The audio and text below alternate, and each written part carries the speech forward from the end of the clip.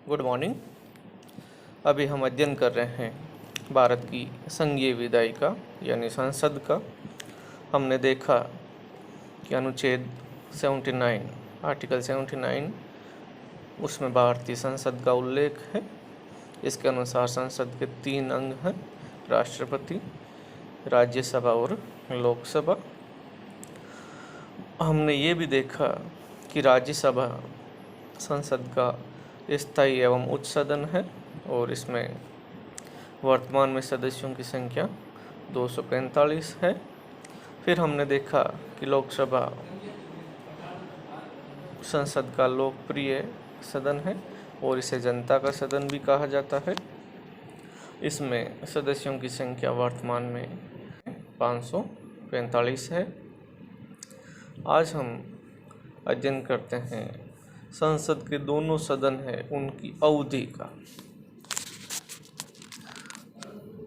राज्यसभा का विघटन नहीं होगा, किंतु उसके सदस्यों में से यथासंभव निकटतम 1/3 सदस्य संसद द्वारा विधि द्वारा इस निमित्त किए गए उपबंधों के अनुसार प्रत्येक द्वितीय वर्ष की समाप्ति पर यथाशक्य निवृत्त हो जाएंगे।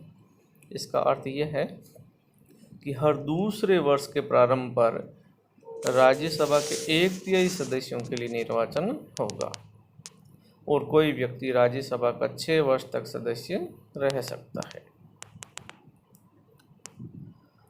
तो इसका मतलब यह है कि राज्यसभा एक स्थायी सदन है। राज्यसभा का कार्यकाल निश्चित नहीं है, लेकिन ये कभी भंग नहीं होती है। राष्ट्रपति को यह अधिकार नहीं है कि वो राज्यसभा को भंग कर दे।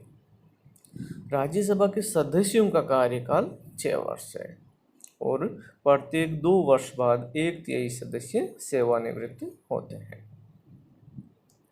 कोई भी सदस्य सेवानिवृत्ति के बाद पुनर्निर्वाचित हो सकता है। लोकसभा का सामान्य कार्यकाल 5 वर्ष है, किंतु राष्ट्रपति उसे इसके पूर्व विघटित या भंग कर सकता है।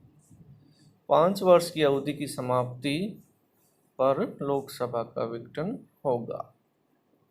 इस संबंध में अनुच्छेद 83(2) में उपबंध है कि लोकसभा यदि पहले विघटित नहीं कर दी जाती है तो अपने प्रथम अधिवेशन के लिए नियत तारीख से 5 वर्ष तक बनी रहेगी, इससे अधिक नहीं। और 5 वर्ष की उक्त अवधि की समाप्ति का परिणाम लोकसभा का विघटन होगा। तो यहाँ ध्यान देवें, लोकसभा का सामान्य कार्यकाल 5 वर्ष है और लोकसभा का ये कार्यकाल इसके प्रथम अधिवेशन से गिना जाता है। परंतु उक्त अवधि को जब आपात की उद्घोषणा प्रवर्तन में हो तब संसद विधि द्वारा ऐसी अवधि के लिए बढ़ा सकेगी जो एक बार में 1 वर्ष से अधिक नहीं होगी और उद्घोषणा के प्रवर्तन में न रह जाने के पश्चात उसका विस्तार किसी भी दशा में 6 मास की अवधि से अधिक नहीं होगा। इसका मतलब यह है कि लोकसभा का सामान्य कार्यकाल 5 वर्ष है, लेकिन जब आपात की उद्घोषणा हो यानी राष्ट्रीय आपातकाल लागू हो अनुच्छेद 352 के अंतर्गत, तो संसद लोकसभा का कार्यकाल बढ़ा सकती है और ये कार्यकाल एक बार में 1 वर्ष से अधिक नहीं होगा। और ये कितनी ही बार बढ़ाया जा सकता है, लेकिन जब आपातकाल समाप्त हो जाए उसके बाद ये 6 महीने से अधिक नहीं होगा। यानी संविधान ने आपातकाल के दौरान संसद द्वारा अपनी अवधि को बढ़ाने की शक्ति को परिसीमित किया है। परिसीमित इस हिसाब से कि एक बार में 1 वर्ष से अधिक नहीं बढ़ाया जा सकता। संसद के सदस्य हेतु अर्हता, संसद का कौन सदस्य बन सकता है, उसके लिए क्या क्या योग्यताएं होगी। कोई व्यक्ति संसद के किसी स्थान को पढ़ने के लिए चुने जाने के लिए अर्हत तभी होगा जब वह भारत का नागरिक हो। पहली योग्यता यही है कि व्यक्ति को भारत का नागरिक होना चाहिए, और ये नागरिकता जन्मजात भी हो सकती है और अर्जित भी हो सकती है। निर्वाचन आयोग द्वारा इस निर्मित प्राधिकृत किसी व्यक्ति के समक्ष तीसरी अनुसूची में इस प्रयोजन के लिए दिए गए प्रारूप के अनुसार शपथ लेता हो या प्रतिज्ञान करता है और उस पर अपने हस्ताक्षर करता है।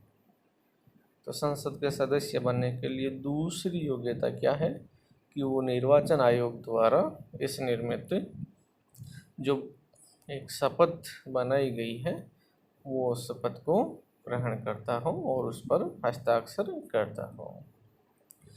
आयु सीमा की बात है तो लोकसभा का सदस्य बनने के लिए न्यूनतम आयु 25 वर्ष निर्धारित है, जबकि राज्यसभा का सदस्य बनने के लिए न्यूनतम आयु 30 वर्ष निर्धारित है।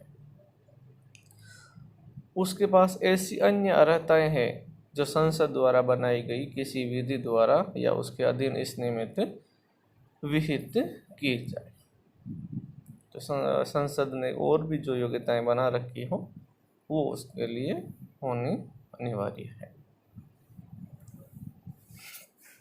तो संसद के सदस्य बनने तो नॉर्मली जो योग्यताएं हैं वो है कि भारत का नागरिक होना चाहिए, और निर्वाचन आयोग द्वारा जो शपथ है तीसरी अनुसूची में वो शपथ उसने ली हो, और आयु सीमा है राज्यसभा के लिए 30 वर्ष और लोकसभा के लिए 25 वर्ष। संसद सदस्यों के लिए निर्भरताएं। अनुच्छेद 102 के अधीन कोई व्यक्ति संसद के किसी सदन का सदस्य चुने जाने के लिए और सदस्य होने के लिए निर्हत होगा। यानी संसद सदस्यों के लिए निर्हताओं का उल्लेख अनुच्छेद 102 में है। और ये निर्हताएं क्या है? यदि वे भारत सरकार के या किसी राज्य सरकार के अधीन ऐसे पद को छोड़कर जिसको धारण करने वाले का निवृत्त न होना संसद ने विधि द्वारा घोषित किया है, कोई लाभ का पद धारण करता है। यानी कोई व्यक्ति जो लाभ का पद धारण करता है वो संसद का सदस्य नहीं हो सकता। इसका एक स्पष्टीकरण भी है कि कोई व्यक्ति केवल इस कारण भारत सरकार के या किसी राज्य सरकार के अधीन लाभ का पद धारण करने वाला नहीं समझा जाएगा कि वो संघ का या राज्य का मंत्री है। यानी संघ या राज्य का जो मंत्री है वो लाभ का पद नहीं माना जाएगा। दूसरी निर्भरता है यदि वे विकृत है और सक्षम न्यायालय की ऐसी घोषणा विद्यमान है तो भी वो संसद का सदस्य नहीं हो सकता। यदि वे अनुन्मोचित दिवालिया है तो भी वह संसद का सदस्य नहीं हो सकता। यदि वे भारत का नागरिक नहीं है या उसने किसी विदेशी राज्य की नागरिकता स्वेच्छा से अर्जित कर ली है तो भी वो संसद का सदस्य नहीं हो सकता। यदि वे संसद के किसी सदन का सदस्य होने के लिए निर्हित होगा, यदि वे 10वीं अनुसूची के अधीन इस प्रकार निर्हित हो जाता है। 10वीं अनुसूची जो दल बदल से संबंधित है, तो अगर दल बदल कानून का उल्लंघन किया है और दल बदल की वजह से उसने संसद की सदस्यता खो दी है तो भी वो संसद की सदस्यता के लिए निर्हित होगा। अनुच्छेद 102 के अनुसार कोई भी योग्यता किसी व्यक्ति में विद्यमान होने पर वह संसद का सदस्य नहीं बन सकता। और अनुच्छेद 191 के अनुसार कोई भी अयोग्यता विद्यमान होने पर वे राज्य के विधानमंडल का सदस्य नहीं बन सकता। ध्यान देवे। अनुच्छेद 102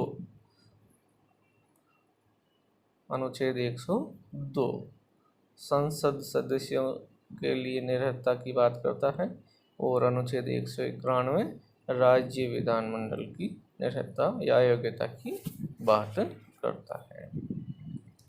तो आज हमने अध्ययन किया लोकसभा और राज्यसभा सदस्यों के कार्यकाल की बात की हमने, फिर हमने योग्यताओं और निर्योग्यताओं का अध्ययन किया। उम्मीद है ये वीडियो आपको अच्छा लगा होगा। Thank you very much.